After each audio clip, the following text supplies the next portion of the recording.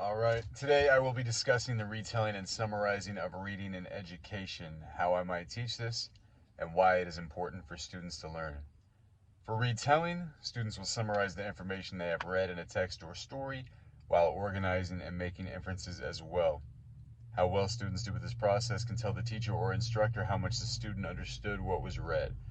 From here, the teacher can possibly help the student make better inferences and gain a deeper understanding of what they read. When retelling, students should be able to pinpoint key details, understand text structure, decipher the main idea, and of course, make inferences. Retelling can be used for both fiction and nonfiction texts. How this looks will be different depending on the grade level. For younger students, we can do a simple retelling in which the student will summarize the beginning, middle, and ending of a story. They will also describe the setting, the problem, and the resolution from the story. For students who are a little more advanced, they can do a more complete retelling, which can involve retelling events in a sequence, making inferences for information that isn't in the story, and identifying and retelling events, what caused them, and how they were resolved. On the more advanced end, students will be asked to identify and retell a sequence of actions or events. They will also make inferences to accounts for events or actions. They will also offer an evaluation or review of the story, among other things. Retelling and summarizing is so important in reading comprehension. It is important to make time in class for these things. So if a teacher has 45 minutes set aside for reading every day, I would say the teacher should set aside anywhere from 10 to 20 minutes to retell and summarize afterwards. Or even stop halfway to retell the first half and then again at the end for the second half. Which also brings me to another option. Teachers can break the story up into several parts.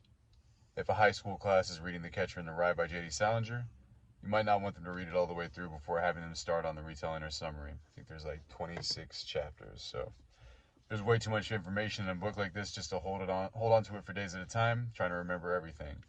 With so much information to retell and summarize, it is better to do it when it is fresh in the students' minds.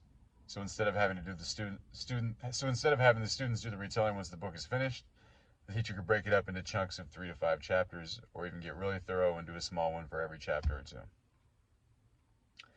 Now, as for how to actually teach this to students, the teacher should think about what the class's learning objectives are or should be. Teachers should also pre-read the text before class, making their own summary and inferences in the process.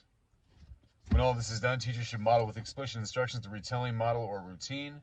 A chart can even be put on display with a checklist of things students will need to do or look for.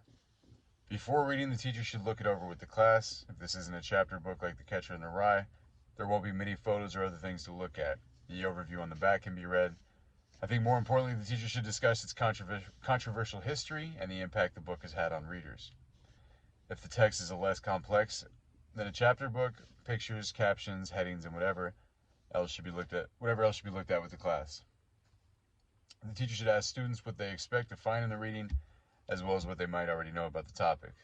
While it is important for students to keep in mind that on the reading as a whole, I think it is also important to focus on the reading as a whole, I would probably remind students to keep their objectives in the background, keeping eyes and ears open for things they may not have known they were looking for. There are many different ways for students to retell a story or text. The obvious options are verbally or in writing. Younger students and sometimes older students might be asked to draw their retelling.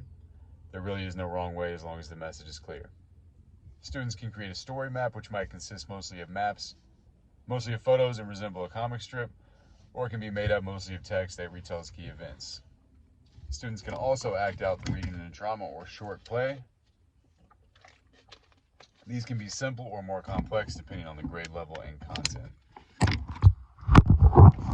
I can remember my class acting out a play for a book based on an African folktale in 4th grade. While I do not remember the name of the book, I do remember the moral of the story and what my character did in the play. Now, if you were to ask me about any other books we read in a class in elementary school, I'd probably be completely lost. So apparently this retelling method worked pretty well because after 25 years, I still remember this story.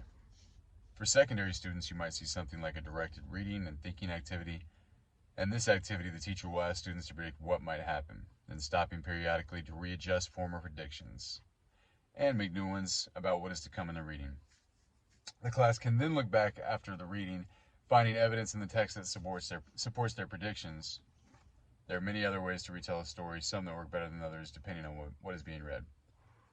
Some may say otherwise, but I know that summarizing text is important even today. Students can easily go on Google and find a summarized version of most popular text, But just because someone else doesn't find a certain aspect of the story important, that doesn't mean you won't find it important. Also, for me, when I get interested in something, I don't want the summary. I want every little detail about that topic, and I don't feel like I really understand the idea or subject until I have learned it inside and out. So yes, we can tell someone what something is about just from reading the summary, but to really understand it, discuss it, and put it in your database for future use, you must immerse yourself in it by reading thoroughly and looking back to summarize. As for how this might benefit a culture who is always listening to something, music, podcasts, etc., I think retelling fits in because of how important it is to take a minute to reflect on what was just learned. I used to work in a job where I was allowed to listen to podcasts back to back for hours on end. I do know that every time I listen to something really interesting or profound, I would always take a few minutes before turning on the next one just to let everything sink in. This is because I knew that if I just went right into the next episode or podcast, I wouldn't remember most of what I just learned. I do know this from experience. So, anyways, that is all for now. Cheers.